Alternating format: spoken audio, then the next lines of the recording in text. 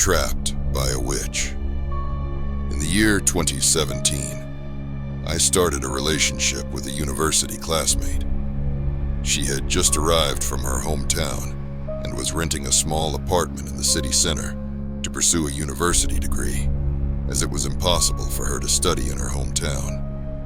Since she was from out of town, she had no friends or acquaintances in the city, but for some reason, she started talking to me on the very first day of class. I mention this because, now that I think about it, throughout our time together in college, I never saw her talking to anyone else besides me. The apartment where she lived was a tiny room that barely fit a single bed, a desk, and a tiny bathroom, where taking a shower was nearly impossible. However, we spent all our time there after classes. I suppose it's normal for a college couple with so much privacy to want to be together every free moment they have. To get to this apartment, we had to go through a sort of tenement hidden in one of the lesser-known alleys in the city center. Truthfully, it was a very safe area, as I never had any problems leaving her house in the middle of the night to walk to mine, which was just a few blocks away. Because of all the time I spent with my girlfriend, I started having problems with my parents, who believed I was neglecting my studies. It all ended with a big argument that led me to decide to move in with my girlfriend. Now, both of us lived in that tiny apartment. At first, it was like a honeymoon, but as time passed, things changed. I started losing weight, going from being an athletic guy to nearly skin and bones, and I was constantly sick. I stopped going to classes, even though my girlfriend never missed a single one. She told me it was better for my health to stay home and rest. I even lost all contact with my family because my girlfriend handled my messages and calls, using the excuse that I shouldn't overexert myself. All of this happened in less than 2 months.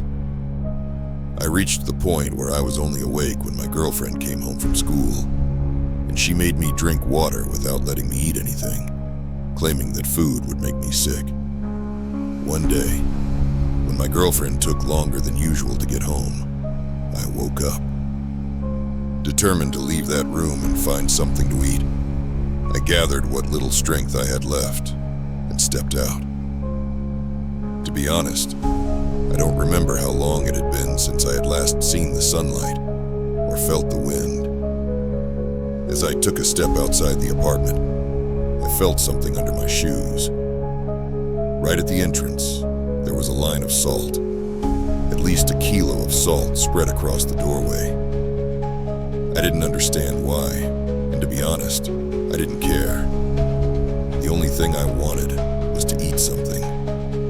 However, when I finally managed to leave that tenement and reached the alley, my girlfriend approached me quickly, furious and shouting. I had never seen her like that before.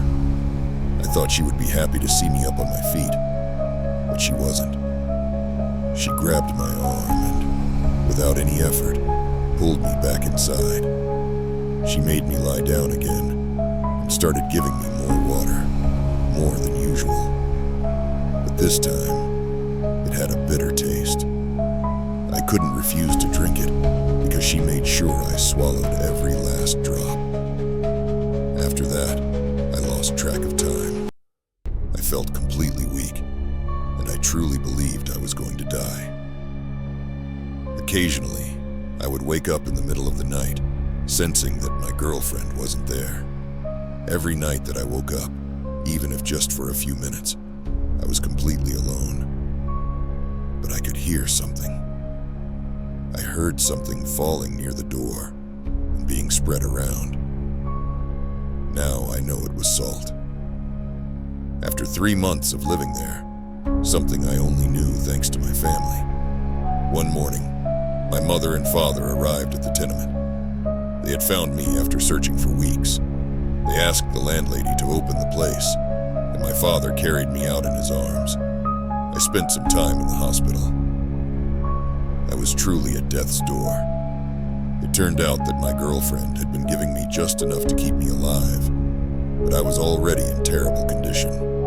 The only thing I was capable of saying was that girl's name. I spent several weeks in the hospital under observation, with IV fluids, and without saying a word.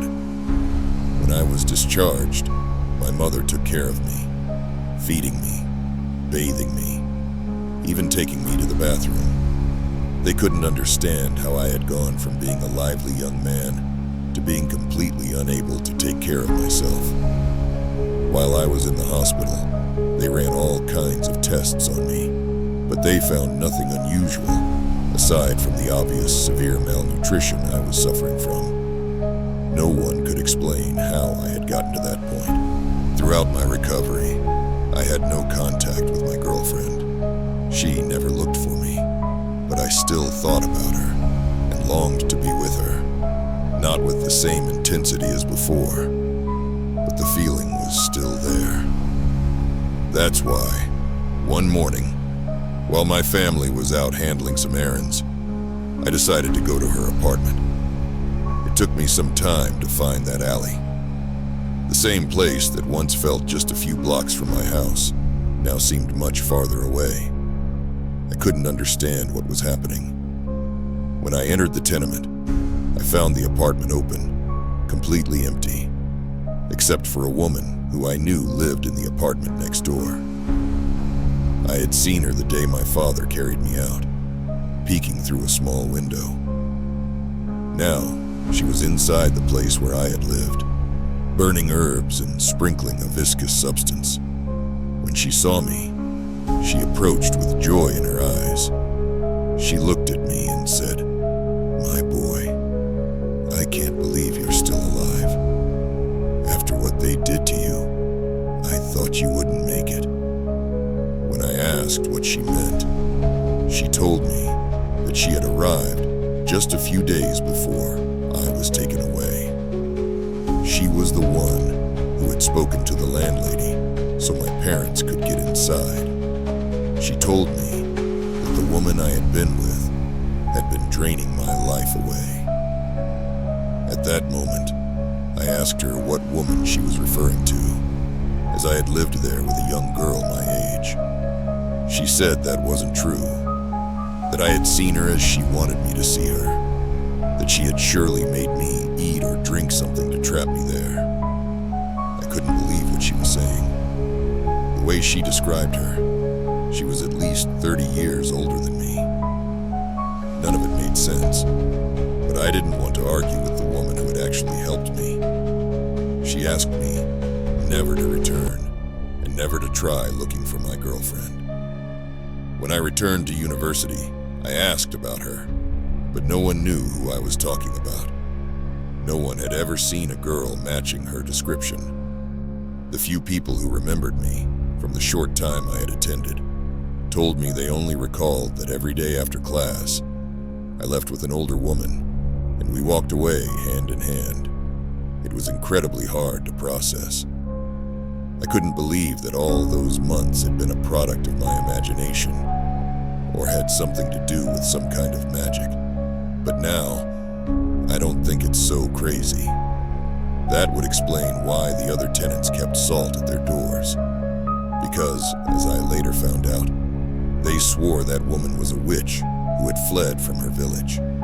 Now, years later, while walking through a small magical town with my current girlfriend, who, by the way, is actually my age, I saw a woman in the distance. She was older, but her features resembled that girl I had loved so much. She was holding hands with a young man, no older than 20, walking like a happy couple, except the boy was skin and bones. I wanted to approach, to do something, hoping I could change something, but I lost sight of them. I couldn't do anything for that boy, who I assume is her new prey, and I know she has likely had many more over the years. I am left wondering what she did to me, what she gave me to make me so madly in love. I can only say one thing. Witches exist. They are real. I know because I lived with one. this far, something dark is calling you to stay. Don't leave just yet. Subscribe to my channel and enter a world of terror and mystery. Turn on the bell so you'll never miss a chilling new story.